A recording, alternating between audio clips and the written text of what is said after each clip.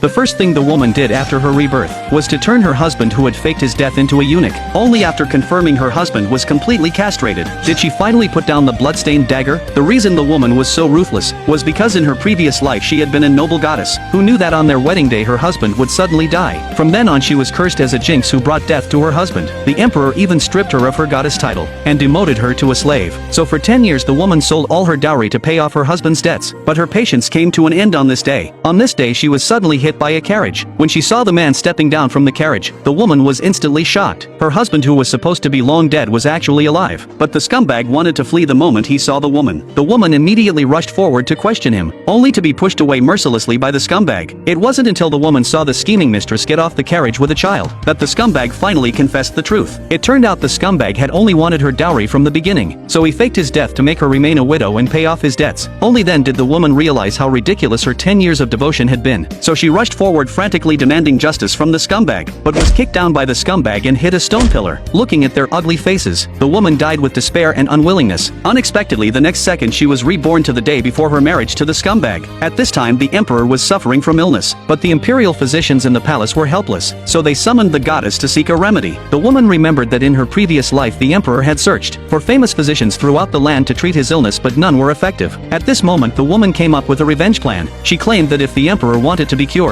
he must use the heart's blood of someone with an innate spiritual body as medicine, and her fiancé happened to possess an innate spiritual body. The woman also predicted that he would die suddenly on their wedding night. The emperor was overjoyed upon hearing this, and immediately ordered the woman to extract the blood on their wedding night to make the medicine. Unexpectedly, as soon as the woman left the palace, she saw the scumbag waiting for a long time. At this moment the scumbag pretended to greet her affectionately. Other officials all praised the couple's devotion. After returning home the scumbag hurriedly conspired with his mother, planning to take a fake death drug once the dowry arrived, then leave with the scheming mistress, leaving the woman to bear the crime of killing her husband. Little did they know they would soon pay a terrible price. Soon the wedding day arrived. At this time a servant brought news that the groom had suddenly died. The woman who had anticipated this situation calmly came to the main hall, then pretended to grieve and ran to the bedside to ask the doctor about the situation. The doctor shook his head saying the scumbag had died suddenly from overwork. The scumbag's family immediately burst into tears and began to accuse the woman of being a jinx who kills husbands, demanding that she remain a widow for the scumbag for life. Unexpectedly the woman ignored their accusations and, pretending to be heartbroken, threw herself on the bed and slapped the scumbag. The scumbag couldn't help but move his finger from the pain. This scene happened to be witnessed by the guests. The mother-in-law quickly pushed the woman away, fearing the fake death would be exposed, then accused the woman of desecrating the corpse. The mother-in-law then performed a suicide attempt by hitting the wall, but the woman showed no emotion whatsoever, because she knew the mother-in-law wanted to force her to agree to remain a widow, so they could seize her dowry to pay off debts. Unfortunately their plan was destined to fail. The woman not only denied the crime of killing her husband, but also said the scumbag's death was heaven's will. The scumbag's family immediately accused the woman of talking nonsense. The sister-in-law even wanted to physically punish the woman, but was directly pushed away by the woman. At this moment the sister-in-law began to play the victim, saying the woman had betrayed the scumbag's years of devotion. The guests all accused the woman of being a disaster, so the woman said she had already reported this matter to the emperor. As soon as she finished speaking, a eunuch entered with an imperial edict. The scumbag's family still thought it was an edict to strip the woman of her goddess title. At this moment the eunuch began to read the edict. The content was exactly ordering the woman to extract the scumbag's heart's blood for medicine. Only at this moment did the scumbag's entire family realize the severity of the situation, but they could no longer stop it.